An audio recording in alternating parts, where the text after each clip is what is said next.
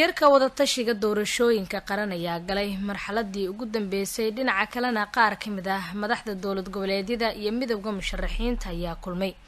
waxaa wararkaas oo dhan inoo haya Cabdiqaadir Jakaarta. waxaa maalintii afraad oo xiriir ah galaya shirka wadatashiga qaran ee arrimaha doorashooyinka ee ka socda gudaha xerada Afisoni ee magaalada Muqdisho, kaas oo u dhaxeeya Ra'iisul Wasaare Roble, madaxda shanta dowlad goboleed iyo gudoomiyaha gobolka Banaadir. shirka oo looga hadlayo sidii xal looga gaari lahaa khilaafka doorashada Soomaaliya iyadoo looga saleynayo heshiiskii 17 September ee guddiga farsamo ee magaalada Baydhabo ayaa waqti badan qaatay. shalay ayaa qorshe u ahaa in shirka lasoo gabagabeeyo hayeeshee dib u dhacay sabab la xiriira qodobka arrinta doorashada kuraasta gobolada waqooyi oo ay isku haystaan gudoomiyaha aqalka sare Cabdi Xaashi Cabdilaahi iyo Ra'iisul Wasaare ku-xigeenka dalka Mahdi Maxamed Guuleed Qadar. Ra'iisul Wasaaraha xukuumadda xilgaarsiinta iyo madaxweynayaasha Jubbaland iyo Puntland ayaa kulamo gooni ah waxa ay la qaateen gudoomiyaha aqalka sare si xal looga gaaro khilaafka siyaasiyiinta gobolada waqooyi oo isku haysta guddiyada doorashooyinka ee la magacaabi doono. waxaana wararka soo baxaya ay sheegayaan in is-afgarad aan badnayn laga gaaray arrimahaasi. maanta oo talaadaha ayaa la filayaa in lasii amaqaado shirka wadatashiga doorashooyinka Afisoni iyadoo Ra'iisul Wasaare Roble iyo madaxweynayaasha maamulada Puntland iyo Jubbaland ay shirka kusoo bandhigi doonaan waxa ay kala soo kulmeen gudoomiyaha aqalka sare Cabdi Xaashi Cabdilaahi. dhinaca kale waxaa xalay magaalada Muqdisho kulan ku yeeshay madaxweynayaasha dowlad goboleedyada Galmudug, Hirshabelle iyo Koonfur Galbeed iyo sidoo kale musharaxiinta kale ah Xasan Cali Kheyre, Cabdiraxmaan Cabdishakuur iyo Cabdikariin Xuseen Guuleed. kulamadan ayaa waxaa diiradda lagu saaray xaaladda dalka, arrimaha doorashooyinka iyo sidii looga gudbi lahaa caqabadaha horyaala doorashada loogala heshiin lahaa shirka wadatashiga ee ka socda Muqdisho. xubnaha midowga musharaxiinta ayaa ka dalbaday madaxweynayaasha saddexda dowlad goboleed inay ku dadaalaan sidii u guuleysan lahaa shirka wadatashiga doorashooyinka si dalka ay uga dhacdo doorasho xur iyo xalaal ah. maalmihii lasoo dhaafay ayaa waxaa magaalada Muqdisho ka socday kulamo looga hadlayay khilaafka doorashada kaas oo u dhaxeeyay madaxda dowlad goboleed iyo musharaxiinta, waxaana la filayaa in maalmaha soo socda ay kulamada noqdaan kuwa sii socda si xal looga gaaro khilaafka doorashada. webiga Shabeelle ayaa fatahaad ka sameeyay magaalada Beledweyne ee xarunta gobolka Hiiraan. fatahaaddan ayaa xalay webiga Shabeelle waxa uu ka sameeyay xaafado ka tirsan magaalada Beledweyne ee xarunta gobolka Hiiraan kadib markii webiga uu keenay biyo aad u fara badan. goobjoogayaal ayaa waxay sheegeen in webiga uu fatahaadda ka sameeyay xaafada Dhagax Jibis qaybo ka mid ah isla markaana ay aaminsan yihiin in biyaha dad mas'uuliyiin ah ay fureen. bilihii lasoo dhaafay ayaa waxaa guddiga fatahaadda magaalada Beledweyne ay wadeen dadaalo ay uga hortagayaan fatahaadda iyaga oo bilaabay dhismaha biyo xireeno iyo weliba kiliyaal si uusan u fatihin webiga. qaar ka mid ah dadka ku nool xaafadda Dhagax Jibis ee magaalada Beledweyne ayaa waxay bilaabeen inay ka barakacaan kadib markii qaybo ka mid ah xaafadda webigu ku fatahay ayna ka cabsi qabaan inuu mar kale fataho. sanadkan ayaa dadka ku nool magaalada Beledweyne xarunta gobolka Hiiraan waxay dareemayaan in ay ka badbaadayaan fatahaadda webiga Shabeelle oo ay ka barakici jireen kadib markii guddiga fatahaadaha ee magaalada Beledweyne ay sameeyeen biyo xireeno iyaga oo kaashanaya maamulka gobolka Hiiraan. dadka ka barakacay fatahaadda webiga Shabeelle ayaa qarka u saaran inay u dhintaan raashin la'aan. waxaa warbixin arrintaasi la xiriirtay inoo haya Awas Bashir. jowhar waa caasimada maamulka Hirshabelle waxaa ka jirta dhibaato dhan kasta la xilligan.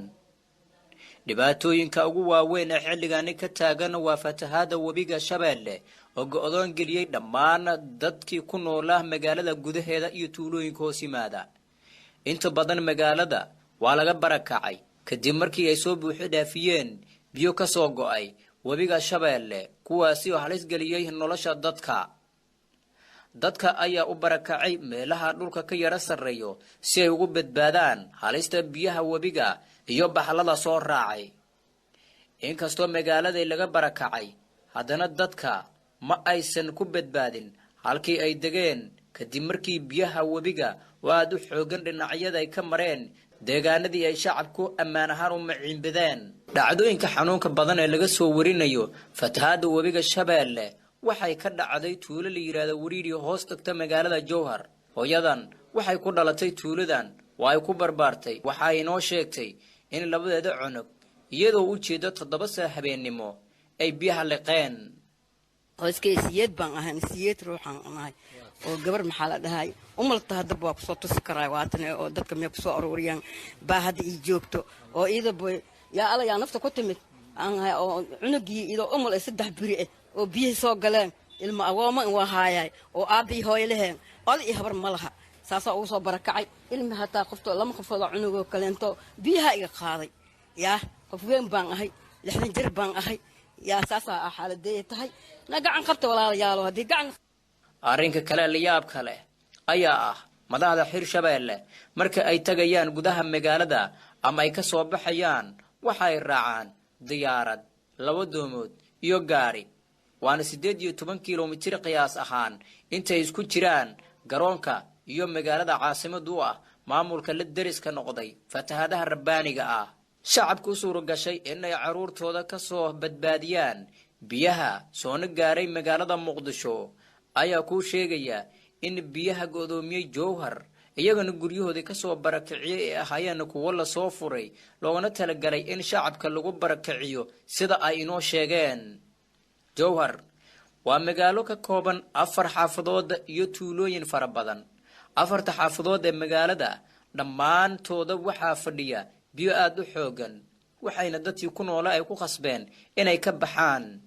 xilligan dadka tirada yar ee gudaha magaalada ku haray iyo tuulooyinka hoos yimaada kuwa u qaxay waxay ku jiraan xaalad adag maadaama aysan helin wax caawinaad ah ayna gabaabsi yihiin wixii cuni lahaayeen ama ay cabi lahaayeen sidoo inoo sheegay wasiirka gargaarka maareynta iyo masiibooyinka maamulka Hirshabeelle Cabdimahad Cabdullaahi Qoorgaab waxaan soo gaarin wax maxaa la yiraahdaa gargaar ah ama gacan qabasho ah ee kaga yimaada dowladda federaalka ah sidaan wada ognahayna haddii ay musiibo macaan oo kalentooda ay dhacdo dowladda federaalka waa ay u gurman jirtay annagana waxaan ilaa in weli ka sugaynaa oo cabashadeenna iyo qeyladhaanteenna aan uga diraynaa dowladda federaalka inay ka soo gaarsiiso dadka ku dhibaataysan magaalada banaankeeda oo ay ku dhacayso qoraxda iyo beedada iyo iyadoo weliba lagu jiro xilli roobaad oo ay dadku aynan haysanin wax hoy ah ama biyo ay cabaan oo nadiif ah iyo sidoo kalentood baqdin badan oo aan ka qabno inuu kalooro ka dilaaco inta badina ay dhici jirtay sidaas darteed waxaan aad iyo aad ugu baaqayaa dadka wax haysta ee ka soo jeeda dowlad goboleedka Hirshabeelle hadday ahaan lahaayeen xitaa xildhibaano wasiiro iyo maxaa la yidhaahdaa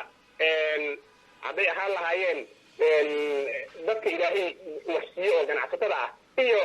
dowladda federaalkaba inay si degdeg ah uga soo jawaabaan ama ay dadkaas wax soo gaarsiiyaan walaalahood ah ee ku dhibaataysan fatahaadda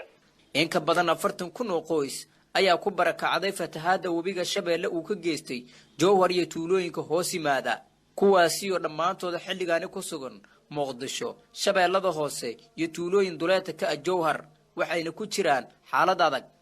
wasiir ku-xigeenka wasaaradda beeraha iyo waraabka Hirshabeelle Maxamed Bashiir ayaa sheegay in aysan awood u lahayn samata bixinta dadka ay go'doomiyeen biyaha maadaama aysan dowladda Soomaaliya ka helin garabkii ay ugu baahanayeen oo ay ugu horeeyaan dhaqaalihii looga talagalay in wax laga qabto fatahaadda webiga wax dhaqaalaha oo fatahaadaha markay dhaceen ama gadab istaaga ama xirad biyaha noqoto ama umada gargaar noqoto ee soo daaray habeera ka midna adigu wasiir ku-xigeenka beeraha tahay ma la wadaagtay wasaaradda beeraha xukuumadda federaalka أجل بالله وذلك وأنا حتى ميديا هم مسؤولين ليش عالم كدولة الحق وزارة الدارة وحكمة دولة الحق وزارة باقية وجيرنا وعن رجينا دوام إن ملاحظة دولة الفدرال كائن سودان dad badan waxay isweydiinayaan Hirshabeelle lacag badan baa jiray hore looga ballan qaaday inta tan dhacen maxaa wax looga qaban waayay waqtiga ku haboon tahay dood ayaan jeedinay waqtiga ku haboon tahay arrinta ka jawaabi doona insha Allah dhammaan madaxda Hirshabeelle ayaa dowladda federaalka ah ee Soomaaliya ku eedeeyay inay hor taagan tahay bixinta lacago dhowr milyan oo looga talagalay wax ka qabashada fatahaadaha joogtada ah oo sanad walba ka dhaca magaalooyinka maamulka Hirshabeelle balse xukuumadda Soomaaliya ayaa iska fogeysay eedda ah inaysan bixinin dhaqaalihii looga talagalay wax ka qabashada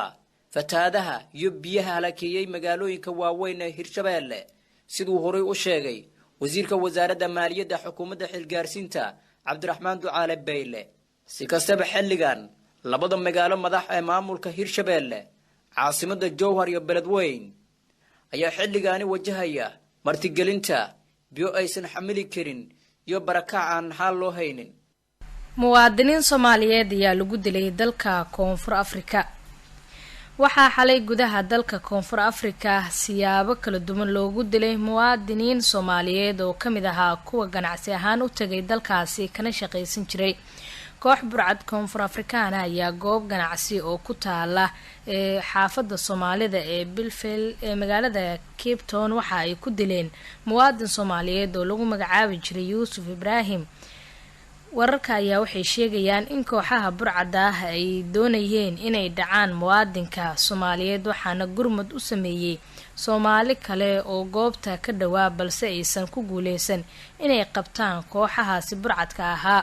dhinaca kale waxaa si isla xalay xaafad ka tirsan magaalada Johannesburg lagu dilay muwaadin kale oo Soomaaliyeed isla magaciisa lagu sheegay Cabdikariin waxaana la sheegay in dilkiisa ay ka dambeysay xaaskiisa oo u dhalatay dalkaasi Koonfur Afrika una adeegsatay dilka bistoolad uu lahaa. wararka qaar ee la helayo waxay intaa ku dirayaan in ciidamada booliiska xaafadaasi ay gacanta ku dhigeen haweeneyda dishay ninkeeda kadib markii uu soo kala dhexgalay khilaaf la xiriira arrimo qoys. toddobaadadii la soo dhaafay ayaa waxaa dalka Koonfur Afrika si joogto ah ka noqday dilalka loo geysanayo Soomaalida waxaana labadii toddobaad ee la soo dhaafay dalkaasi lagu dilay ku dhawaad 10 dhalinyaro Soomaali ah iyagoo dilkaasi ay geysteen burcad Koonfur Afrikaan ah. maamulada Puntland iyo Galmudug ayaa digniin adag u diray dadka ku nool gobolka Mudug. waxaa warkaasi inoo haya Cali Xasan Cali. gudoomiyaha gobolka Mudug dhanka Puntland Cabdiradiif Muuse Nuur Sanyare oo kulan la qaatay qaar ka mid ah saraakiisha amniga deegaanada gobolka Mudug ayaa waxa uu digniin adag u diray shacabka ku nool halkaasi. waxa uu sheegay gudoomiyaha inay jiraan qabaa'ilada dadka ku nool gobolka Mudug qaarkood ay heshiis la galayaan al-shabaab waxa uu tilmaamay inay galeen qalad weyn. waxa uu intaas ku daray in qofkii mise qabiilkii heshiis la gala xiriir la sameeyo al-shabaab ay iyagu la mid yihiin ee la dagaalamayaan. waxaa la sheegayaa qabaa'ilada qaar oo haddeer shaab heshiisya la gelaya war gaari qallimi baa dabada haysataa gaari meel ku jabaa dabada qabsatee qabiilka la heshiinayo shaab hadda heshiis la gelayow khalad baad ku jirtaa wax khaldan baanad aadee horta maxaad ku heshiinaysaan muxuu haystaa shabaab waxaad haystaa dal waxaad tahay dad nool waxaad haystaa xoolo muxuu haystaa ninka shabaabka aad kula heshiis waxaan maqlaa shabaab bal horta maxaa lagala heshiiyey shabaab waxaa lagula heshiin karaa oo keliya inuu yidhahdo waa toobad keenay waa soo gelayaa dembigaan galay ha layga cafiyo dadkayga baan kusoo noqonaya xiriirka keliya shabaab lala yeeran kara waa intaas ciddii lagu ogaado inay shabaab heshiis la gashana ama qabiil weyn ha noqoto ama qof ha noqotee waxay noogu calaamadsanaan inay shabaab yihiin. maamulka Jubbaland ayaa ka shiray dib u xoreynta magaalooyinka gacanta ugu jira ururka al-shabaab. gudoomiyaha gobolka Jubbada Hoose Cabdirashiid Cabdulaahi Cali ayaa faahfaahin ka bixiyay shir ay isugu yimaadeen gudoomiyaasha degmooyinka Jubbaland gaar ahaan gudoomiyaasha degmooyinka gobolka Jubbada Hoose wuxuuna sheegay in la dejiyay qorshe dib loogu xoreyn lahaa magaalooyin waaweyn ee Jubbaland kuwaas oo ay gacanta ku hayaan qaybo kamid ah ururka al-shabaab. inta badan magaalooyinka Jubbaland ayuu sheegay in gudoomiyuhu in 80% ay xur yihiin halka inta kalena ay harsan qorshahooda la dejiyay iyo sidii ay uga xoreyn lahaayeen al-shabaab qaybaha ay ka xukumaan mar dhowna si rasmi ay u bilaabi doonaan howlgallo ay dib uga xoreynayaan. degmadan la yiraahdo Jamaame 60% waa xor waay waxaa jira gacanta shabaab ku hayaan magaala madaxdii degmada ku hayaan Jamaame badhaadha sidoo kale 80% xor waay 20 bay gacanta ku hayaan oo ku jirta degmada xarunta degmada ay ku jirto xagar ay furi u maamulaan tuulooyin ka mid degmada xagar waa madax bannaan yihiin ma joogaan marka maamul la'aan waxay ka fiican tahay maamul jira marka degmooyinka haddii la yiraahdo loo sameyn maayo maamul maadaama ay shabaab gacanta ku hayaan qaar ayaga ka midana ay xor yihiin soo caqabad ma tuulooyinkaas horta maamulka in maamul loo sameeyo oo gudoomiye loo sameeyo degmadii berri baa la xoreyn masaadan baa la xoreyn dadaalkeedii iyo qaabkii lagu xoreyn lahaa degmooyinkaasna wuu nagu jiraa ka gobol ahaan iyo ka dowlad ahaanba marka shabaab baa gacanta ku haya uma joojinayno maamuladii waan dhisaynaa wuuna dhisan yihiin si markii degmo walba loo xoreeyo ama tuulo walba loo xoreeyo maamulkooda diyaarsan ay gacanta ugu dhigaan taasaa yaa keentay inay aanu u magacoono guddoomiyaasha midda kale aqoon bay sii kororsanayaan oo hadda maanta aqoonta halan ka dhacda haddii aan loo yeedhi lahayn guddoomiyaha xagar iyo jamaame iyo badhaadha haddii aan loo yeedhi lahayn ka dambeyn lahaayeen degmooyinka kale oo maaragtay aqoonta ay maanta heleen ma aysa heleen laakiin maanta ayagoo aqoontii haysta maamul daadejintii iyo dowlad wanaagga ayagoo yaqaana yaa ilaah idinkii degmadiisina la xoreyn kadibna maamulkii halkaas kasii ambaqaadaya weli waxaad dhegeysaneysaan warkii subax idaacadda risaale ee magaalada muqdisho oo idinkaga imaanaya markaana militariga maali ayaa xiray madaxweynaha iyo ra-iisul wasaaraha dalka militariga maali ayaa xiray madaxweynaha iyo ra-iisul wasaaraha iyo wasiirka difaaca dowladda kumeel gaarka ah ee dalkaasi waxaana tallaabadan ay sii muujineysaa qalalaasaha siyaasadeed ee ka jira dalka ku yaala galbeedka afrika madaxweynaha iyo ra-iisul wasaaraha iyo weliba wasiirka gaashaandhigga ayaa dhammaantood loo kaxeeyay xero militari oo ku taala duleedka magaalada caasimada xiritaanka madaxdan ayaana imaaneysa bilooyin kadib markii ay isla militariga uu xukunka ka tuuray madaxweynihii hore arrintan ayaana saacado yar kadib markii laba xubnood oo